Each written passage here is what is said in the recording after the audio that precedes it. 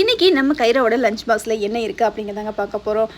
கைரா உள்ளே ஓப்பன் பண்ணோன்னே அவளுக்கு ஷாக்கிங் தான். ஏன்னா அவளுக்கு வந்துட்டு பச்சைப்பயிர் சாதம் பிடிக்காது. அது பார்த்தோன்னே அவளோட மூஞ்சியே ஒரு மாதிரி ஆயிடுச்சு. கைரா உனக்கு பச்சைப்பயிர் பிடிக்குமா? பிடிக்குமா? அப்படியே அப்படி பண்ணனேன் தெரியாம பண்ணிட்டியா? பிடிக்குமாமாங்க பச்சைப்பயிறு. என் குழந்தைக்கு எல்லாமே பிடிக்கும். பச்சைப்பயிறு, தட்டைப்பயிறு, எந்த பயிர் கொடுத்தாலும் சாப்பிடுவா கைரா. அதே மாதிரி இன்றைக்கி அதுக்கு வந்துட்டு சைட் டிஷ் என்னென்னு பார்த்தீங்கன்னா சக்கரவள்ளி கிழங்குல பொடி மாஸ் பண்ணி கொடுத்துருக்காங்க.